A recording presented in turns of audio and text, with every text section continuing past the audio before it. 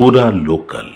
Honorable Chairman Sir, regarding the AMSS system incident that has happened, it was flagged on the 6th of November and immediately Airport Authority of India, under which the air navigation systems and the air traffic control is running, they have immediately identified the system, and it is absolutely wrong to say that the system was not functioning, because there was a delay that was observed in the system.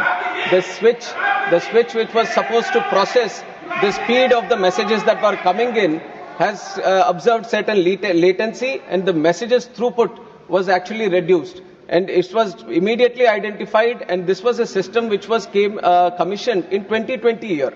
And it was there for 10 years, and the maintenance of this system, the O&M of this system, was being done by ECIL, the Electronics Corporations of India Limited. And they were doing the continuous maintenance of this system. It was a recently upgraded system. And then when the specific observation was there, immediately there was a backup. The backup was brought into place, and within 36 hours, the system was back on track. And while the system, there was a latency observed in the system, we shifted to manual system. We put in additional manpower in our ATCs in the AMSS system, so that all the necessary messaging that was happening through the digital system was done in a manual way. So only certain delays were observed, no cancellations were done due to the AMSS fault that was observed. Sir, for all the passengers who have faced difficulties during delays or cancellations, there are strict civil aviation requirements CAR which is in place. And all the airline operators which are under permission to operate in the country, they have to strictly follow. And the passenger rights, the passengers, whatever facilities or the benefits that have been extended through the car have to be provided. And there is a strict regulation from the DGC and from the ministry also to ensure that this happens. And when extraordinary circumstances happen also, because the sector has grown multifold, this is not a sector which is the way it has been 10 years or 20 years before. Now it has become so much more inclusive. The network has spread so much, and there are 5 lakh people traveling every day in this network, which only 2-3 countries in the world can boast of. And that is the capacity the country is holding today. And please listen to me. And whenever any facility, regarding the software also, let me make it clear, sir. Regarding the software, what the inquiry is also being done on that. Airport Authority of India is thoroughly looking into the system fault that has happened, and thoroughly whatever necessary feedback comes in, we will do it. And the continuous technology upgradation happens in this sector, sir. It is not just timely, but there is a continuous upgradation that happens. All the countries, different countries, they keep upgrading the systems that they have, and we keep a continuous watch on what is happening across the world. And our vision from the government is to have the top standards, global standards in the country for aviation. And it is with that vision that we are working. And all the systems, all the technologies that we have in aviation are definitely up to standards, and proper mechanism is there to ensure that they are upgraded on time. Sir, जो Indigo का crisis अभी देखने को मिला, वो AMSS से related नहीं है. Indigo के internal operations में उनके जो crew rostering system है, उनका जो अपना internal planning है, उसमें गड़बड़ी के कारण ये सब हुआ है. ये FDTL में जो बदलाव, I am expanding on this question, sir, because the House also wants to know and the nation also wants to know. So I would like to spread some light on this. 1st November 2025, there have been new FDTL guidelines into place. We have had thorough consultation with all the stakeholders when we have changed it, and due process has been done for that. And in April, under the guidelines of High Court, under the order of the High Court, it has come into implementation. There were 22 FDTL guidelines, 15 of them from 1st of July and 7 of them from 1st of November. There was no problem from what was happening in 1st of July. And there were some variations that were required by the airlines for the guidelines which were proposed from 1st of November.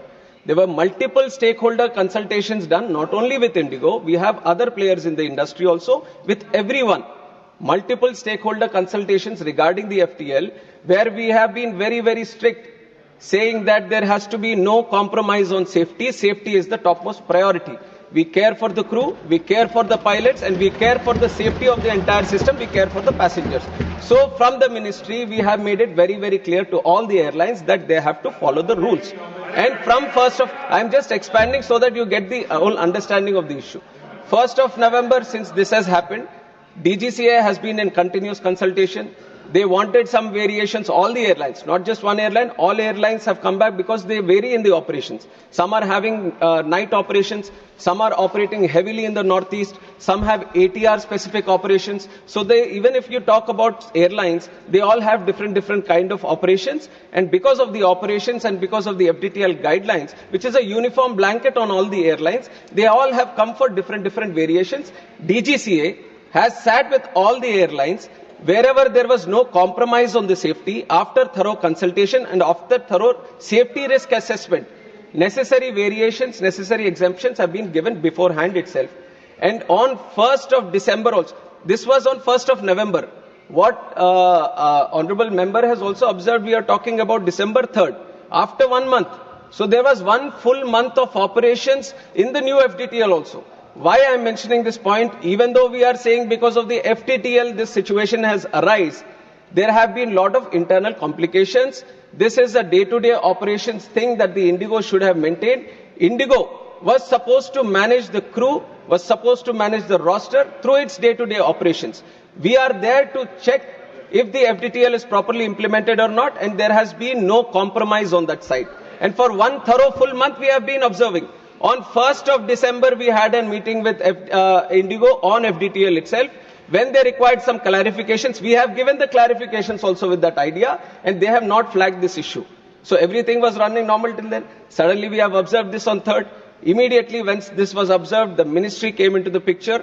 We have taken over the situation at the airports. We have consulted all the stakeholders, and then you have seen how things have unfolded for those 2 days. Definitely, there was a lot of difficulty that has faced by the passengers.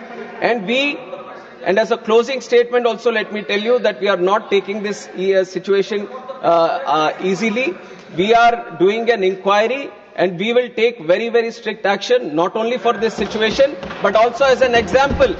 We will set an example for all the airlines. If there is any miscompliance, any non-compliance or non-adherence for any single person, any entity or any organization or any operator functioning in this civil aviation, we will take very strict action so that we set an example in the industry.